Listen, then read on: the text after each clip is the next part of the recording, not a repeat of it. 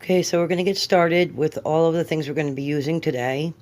First of all, we have our rubber gloves. Of course, a glass of wine. That helps. Or whatever you might be drinking today. We're going to use a sponge brush, a few assorted markers, paper towels, our paints, which are coated with a color tab in front of each color, and some water and a sponge to blot the excess water or dye on. So we're going to go ahead and get started with our first color, which is going to be the yellow, right above the horizon line. We're going to do yellow straight across. You don't have to start too close to the horizon line because the color will bleed forward towards that.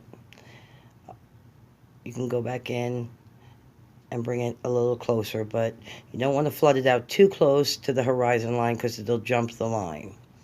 And we want that to be a crisp edge right there. Go right ahead in with the pink without rinsing, and that's going to create an orange.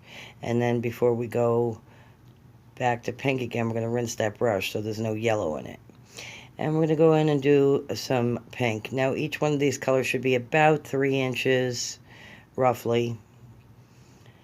And we overlap the colors, of course. Now without rinsing, we go into that lighter blue, and that's going to create a purple.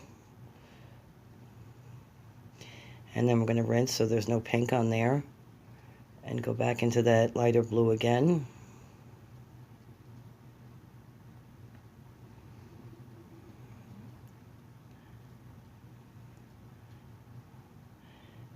And then right into the darker blue.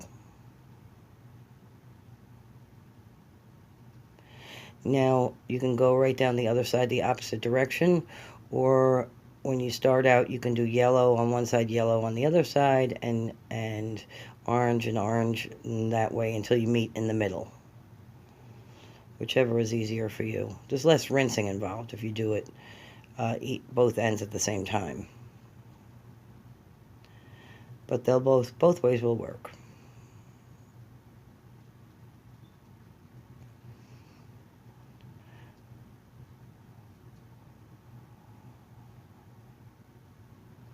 And they're going to blend together over time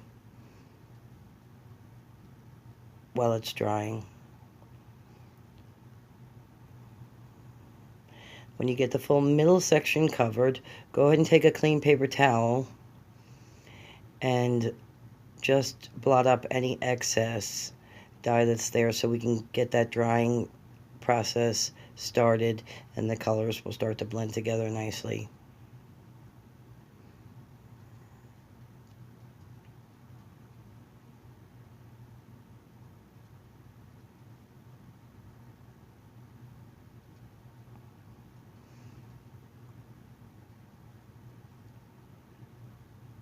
And now we're going to rinse that brush out good, squeezing the sponge so that we release all of the last color dye, which would be yellow that we used, and just re-wet it.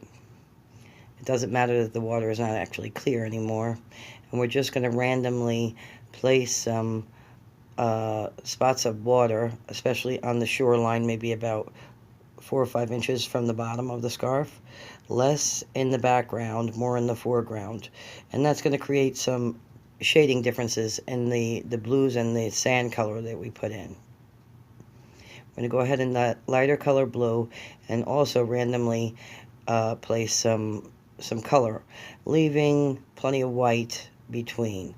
They're going to bleed together, and we want to preserve some of the white to create a wave effect. And then we go ahead and with that deeper color, definitely towards the horizon line, you want mostly where that darker blue will be. And then fading to less of that color towards the shoreline, still leaving some white.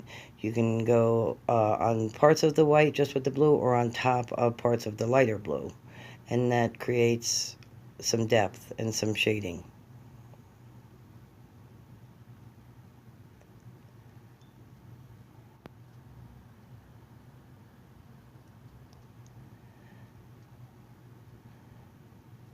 And now we're going to go in with the sienna to create sand. Making sure you get the edges of the scarf everywhere. And again, just random spots. These will start to grow together as the colors bleed, and still leaving a bit of white and lighter and darker tones of the sienna. We get all that down.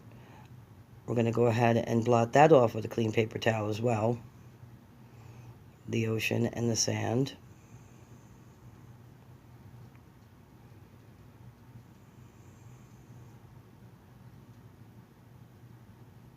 Already you can see that the colors are moving together, but still leaving some light through, creating like a wave type effect, and divots in the sand and whatnot. But great job, everybody. We're going to take a 20-minute break and let this dry. Okay, so we're back, ready for step 2. We're going to go ahead and, now that everything is dry, and just put a little bit of water on that sponge brush again, and go back again in random spots and add a slight bit of water, not too much, just to add a little texture. This is not going to take as long to dry, but it's going to kind of push those colors around a little bit, creating some depth and some texture in our sand and in our water. Again, more of that towards the shoreline and the beach, and less towards the background, which would appear to be further away from us, deeper, darker. Now is a good time, because when the silk gets wet, it tends to stretch a little. So if you have any spots where your scarf might be loose, you can go ahead and remove the pins and stretch them out a little bit, and re-stretch that so it's nice and tight there, especially in the beach area. And we're going to go ahead in with the white paint that we have there. Put some white on the brush, wipe it off on some paper towels so it's barely anything on it, and you can go ahead in and just create some wave type patterns. It's going to add, again, a little more texture. We're going to go ahead and do quite a bit of that right in the shoreline. More of a spongy type of effect there, and also in the beach area.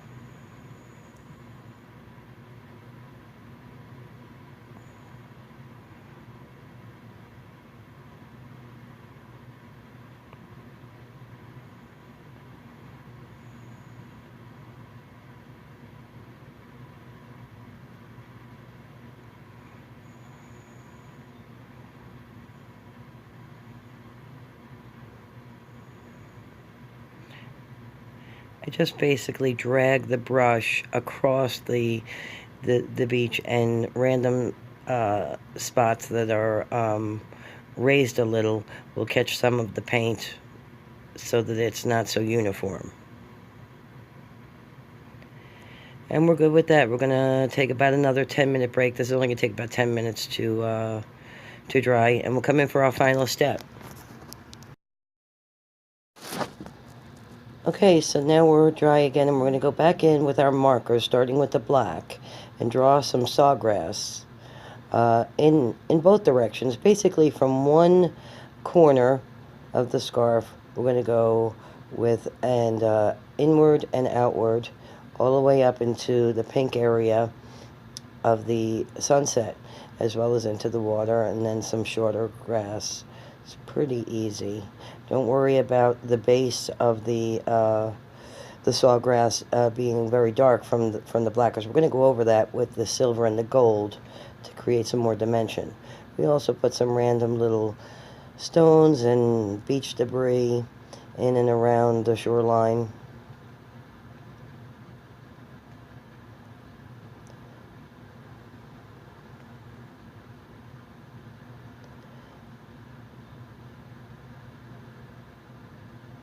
A little bit in the further off towards the horizon. That'll add a little darkness to that as well. Then we go right in over that with the silver, and now is a good time to where when you have too much of the black marker where we start, our start line from the beach there, just go right over that with the silver and the gold. And that's going to blend them all in, creating some shading. And again, use that silver to go in on the shoreline and put some texture in, as well as the beach.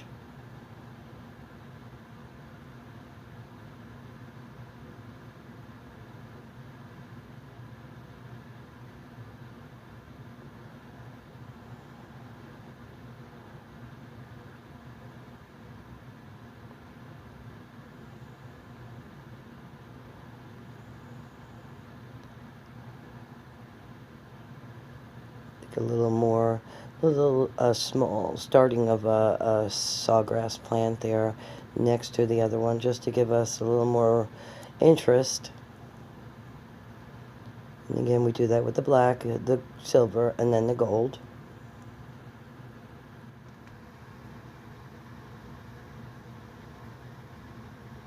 As little or as much as you want. It's really up to you. Have fun with it. Play. You want to go ahead and at some point and maybe in the corner of the scarf put your signature, your initials, something to signify that this was hand painted by you. You can use any of the colors. I chose the gold to sign this in, but you can use the black.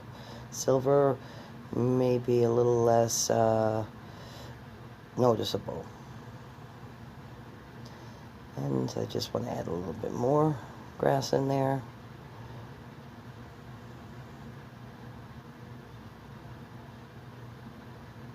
That's with the gold.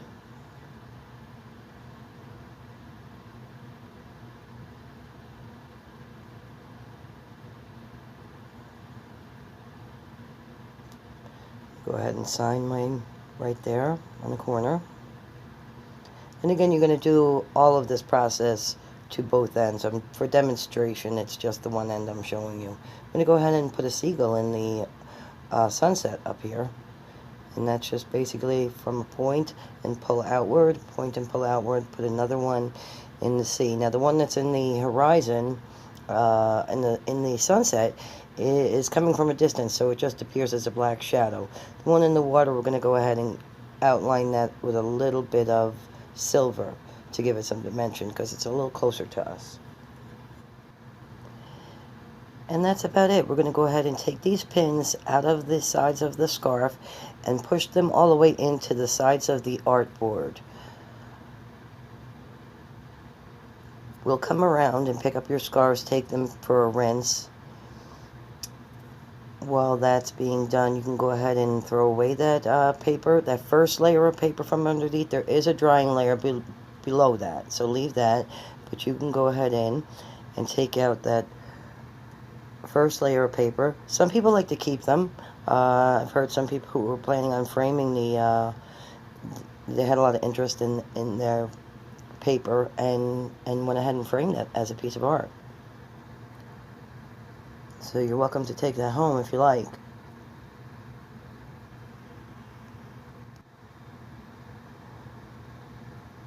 So we leave that underlying paper that's going to be absorbent. When we give you back the scarves, you're going to go ahead and lay them out on that paper as flat as you can. It doesn't have to be perfect. This is just going to take most of the moisture out, so they'll be ready to either air dry, or you're welcome to iron them with the irons that we have available for you as well. Go ahead and spread that out on the paper as much as possible and roll it up. Pretty simple.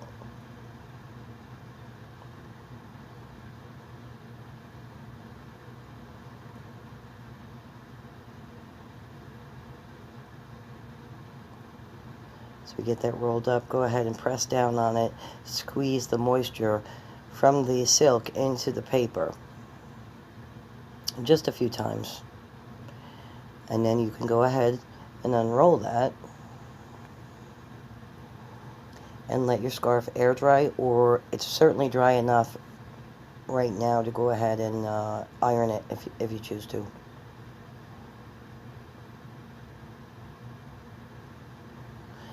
And we're done. I hope you enjoyed yourself, ladies.